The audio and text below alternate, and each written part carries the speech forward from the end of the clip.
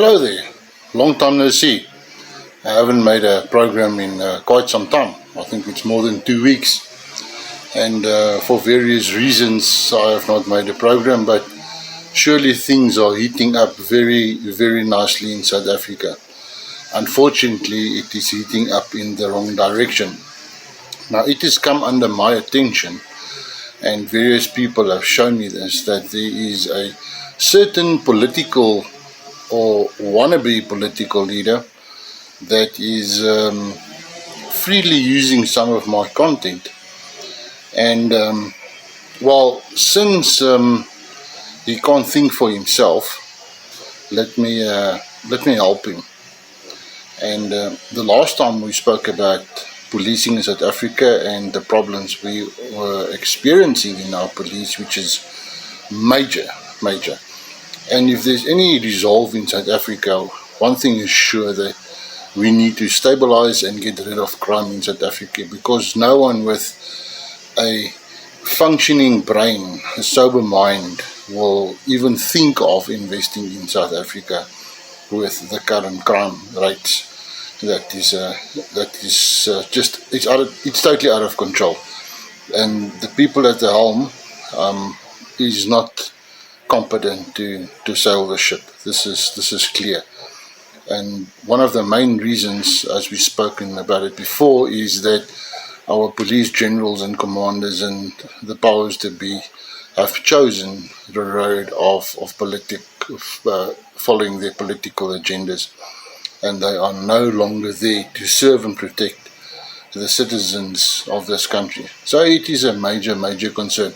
But since we are now going into this political arena once again, let me just bring your attention to the fact that politicians in general don't have any idea when it comes to policing, or in general any part. It is easy to start with your little party and say we're going to fight crime, we're going to fight corruption.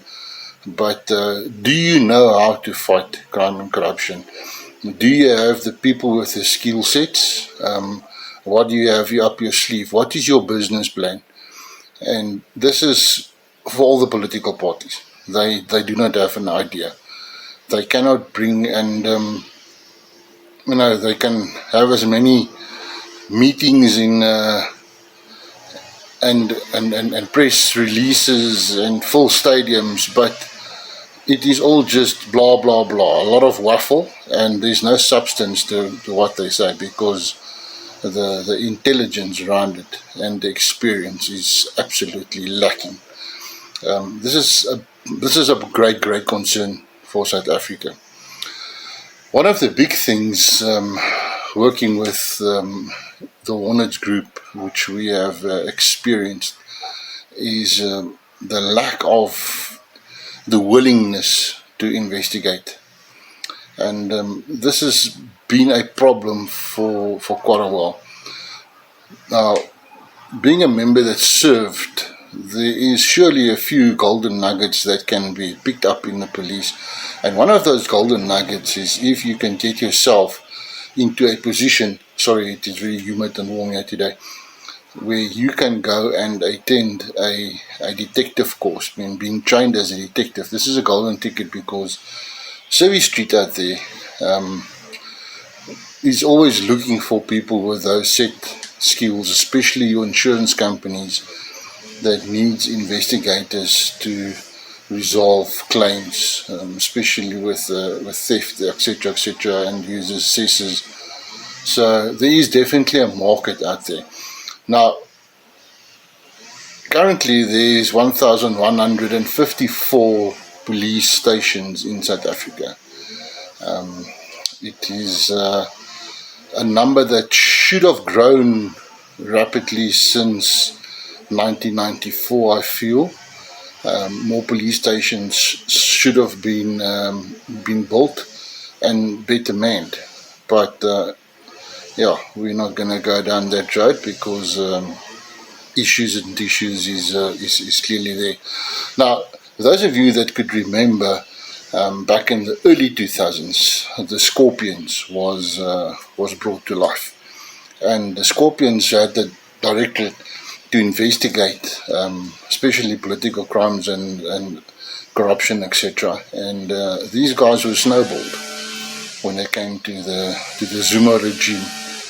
And since then, it has been a slippery slope for this unit, now better known as the Hawks. And there was a time frame around about 2006, 2007 where they were basically non-existent. The problem what we have picked up, and this is of great concern, is the quality of investigators in that specific group.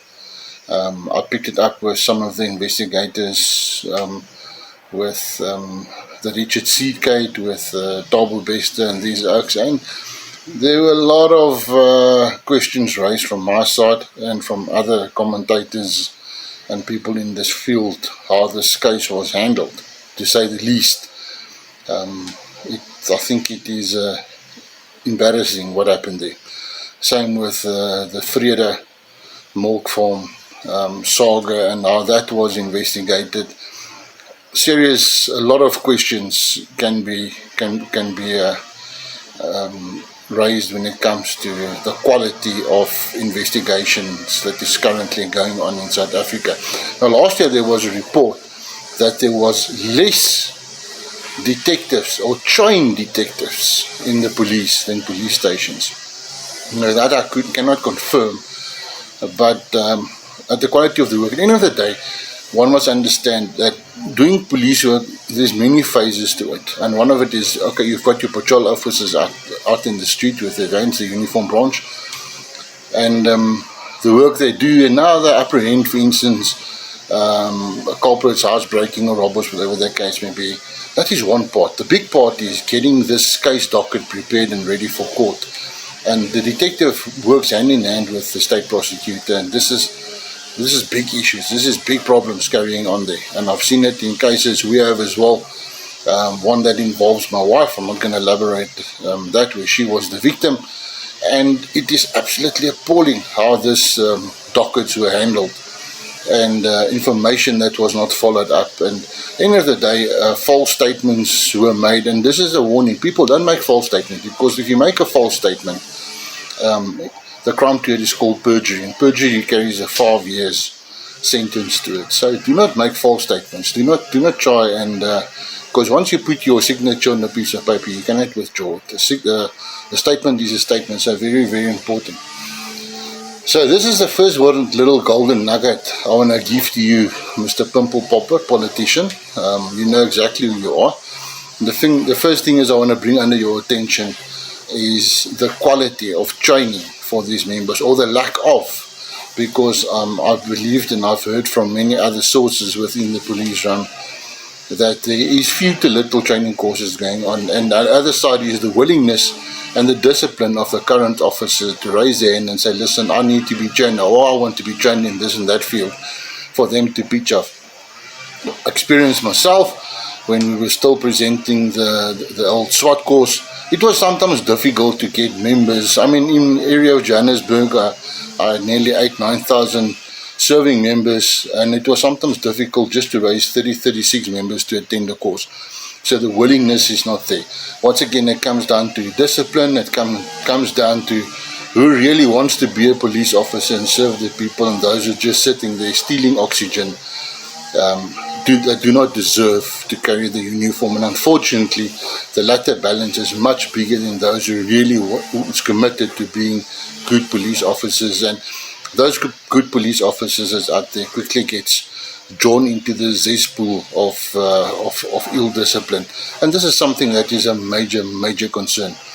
So currently what's happening is our commercial crimes unit, which is based in Germiston, as I believe, and the information I've got, and I'm not going to confirm this, but this is what I have heard and I understand it. So is this unit, now consider the amount of fraud that is taking place daily when it comes to banks and businesses, etc., etc. This is a specialized field, and currently there's only 9 members that investigate this. It comes to a point where I believe that they want to disband this unit, take it apart, and send all these case dockets down to local Now, the problem with local is, and if you are part of a CPF, I want you to raise this question when it comes to your CPF. If you attended, ask your station commander how many of your detectives that's currently in the detective branch are trained as detectives, and you will be stunned because there's a lot of what we used to call them plot capture, uniform members that is now just raiding service, pretending to be detectives and fulfilling the roles of detectives, but they are not trained detectives. Now, there's a big difference between a person that is trained as a detective and just someone that is a student. And especially with preparation of dockets and follow-up of investigations, once you've been trained, you understand the whole process, and this is lacking. So, Mr. Pimple Popper politician, you know exactly who you are. This is the first thing you have to raise up if you want to really make an impact on South Africa and the citizens of South Africa. Is you need to get the training machine in the police started up at high function. You need to get the people trained in the various fields ASAP, and that includes officer training as well. And I would like to know for one is how many of the current detective branch commanders and officers that is there to oversee and make sure that these case dockets are ready for court themselves are even trained to be detectives, and to make sure that these dockets is up to scratch. And then one can understand why our system is a mess, because this is where it starts. Now, the second point I want to leave to you, Mr. Pimple Popper politician, is a part of a policeman's uniform is his firearm, and the lack of training in it. Now, back in 2005, when I left the service in 2006, now 2005, here in Johannesburg, my area commissioner tasked me and said, listen, the new Firearms Act was knocking at the door, and our members needed to be basically set out there and give them the necessary documents to be compliant with the new Firearms Act. Basically, just the same as you do with your private firearm, that you need to receive a certificate that say that you are competent. So this is the field that we needed to get our members to be competent. And out of the I think that in total it was just over 8,900 members that I had to service in the Johannesburg area. Just over 5,000 of them made the effort to attend the various shooting range exercises. Now, this was a massive operation, and it took me just over 6 months with my colleagues and I to get these oaks through the system. And this is great concern, what I'm going to say now. And many years ago, I think it was in 2019, around there, on RSA there was a program, and I phoned in, and I also mentioned this, and there was a guy that was pro-police, and when I gave him my background and this information, I could actually hear him falling off the chair. Right, so what did we use? And what we set out is, okay, we need to assess what is the quality of our musketry within the serving members. And the South African Police Services uses 3 major firearms, one being your side farm, that's a 9mm pistol. The second being assault weapon or assault rifle, in most cases R5 or R1. For those who knew, I was an R1 boy, I lost my R1. And obviously the shotgun. So that's the 3 major firearms that is used by the SAPS members as current. And that's the only firearms that basically issued into the inventory and vaults. Right, so what did we use is we used the last shooting range exercise for students in the college when they pass out. So they need to pass this shooting range exercise to basically be declared fit to carry a firearm as a serving officer in the South African Police Service. This is on college training institution level. And for those of you who've ever been on the shooting range, you might have heard the the slang being used around there of novice, intermediate and advanced. It's basically 3 levels that you are measured on. And I would say that this is more intermediate type of shooting range, where the closest distance to the target was 3 meters, and the furthest you were to the target was in the range of 15 meters. This is a long shot, but the majority of your shots that was to be fired was in the range of 5 to 7 meters. So this is, take it from 5 to 7 meters as your average, so you can work it out for yourself. The target doing assessment was an A4 piece of paper, which was stuck to the target. So, and every person that came for the evaluation was issued with 75 rounds. So you had to shoot for a mark. And I believe that the pass rate that we set out there was 75%. So you had to hit that piece of A4 paper for your portfolio of evidence and exceed a mark of 75% to be declared competent. Now, taken that we had an array of members that was serving for various amount of years, all your genders, all your ranks, all your races, this is where the wheels came off. And when I produced this report to my area commissioner, which at that stage was an Indian chap, he actually became pale. First I thought it's a heart attack, maybe he's dead, but when he saw this, he changed color. And I will never forget it. And when this report was issued to the various station commanders, well, needless to say, because for starters, I don't think they even care about it, because yeah, the light is on, but there's no hamster on the wheel. So I'm gonna say this to you in how am I gonna break this news to you? Okay, how many people or percentage of the people that came for the exercise did not make that mark? How many do you think? What percentage? 60, 40, 50, 80? The truth is, the people that failed was okay, try this, 98.72% of all those people that came to the shooting range did not make the mark. So this is members out there doing patrols, having to protect you, having to fight crime with their firearms, get involved in shootouts if they manage to apprehend the suspects. It is scary. It is scary.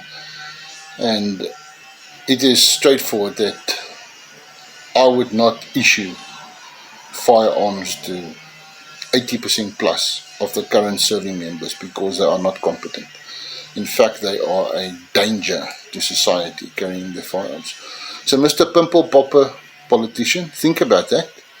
If you really want to copy and paste some of this information and trying to look clever, because actually you're just an asshole.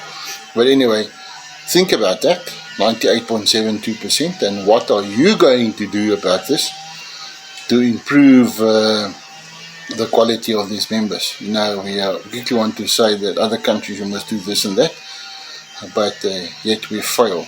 What are you going to do about the level of training within the SAPs? And one thing we must make sure is it's a lot of money. Training is very costly, especially when it comes to ammunition and firearms. It's a costly exercise. Training detectives, I mean, it's the basic training course. I think it's 12 weeks or 16 weeks. I can't remember. I think it was 16 weeks or 4 months to be trained as a detective. The amount of money and time that is spent on these members, and then you lose them to civil streets. So what are you going to do? Come, Mr. Politician, Mr. Pimple Popper, and I see the latest one is a certain rebel freedom fighter, and he stands there at Moses Madiba, and the snot is running out of his nose. Well done. But you insist that you're a man, not a boy. Let's leave it there. Let's just leave it there before I say something stupid. So, Mr. Politician, once again, since you have all failed to give us a business plan of how you're going to solve crime in South Africa, there's a little bit of advice, and hopefully I will make more programs in the future to assist you, because clearly that you all are a bunch of dumb asses. But what do we expect? All you want is a little comfy chair, green goma seat and poly, and getting your 2.5 million rand a year plus all your other benefits, and still you don't give a damn. So let me try and make you a little bit clever, and I will give you some more golden nuggets as we go along the line. And please do not think that all of you gasped for air just now when you got the 98.72% result, that your local security company is better. I've been in the private security industry, and they are even worse. Far worse. And yes, we are in trouble deep. Now, one can understand when you look at those figures why we have the crime rate, or experiencing this crime rate the way we are doing it. Incompetence. Absolute incompetence, no discipline, and the lack or the willing to be trained. So Mr. Pimple Popper politicians, you and Mr. Snotnose, if you want to look clever on the stage, try and use this, and maybe it should help you with the real idea, because you are failing absolutely miserable. So thank you for your patience. So please remember to like the program, to subscribe if you haven't subscribed before, share it, and that little bell icon, so notifications if there's new programs out. And for those single ladies out there, or anyone that is still got little pink hearts in the eyes, I hope you enjoy your Valentine's Day. Today is the 14th of February 2024. So yeah, it is Valentine's Day is not for the older ladies, also we've got Women's Day for that. But if you still have pimples and you giggle like a little schoolgirl, Valentine's for you. And for our more mature ladies, just hang around. Women's Day is on the way. But you go and have a nice day, and go and treat your spouse, for those who's going to treat her, and see you next time. Ciao.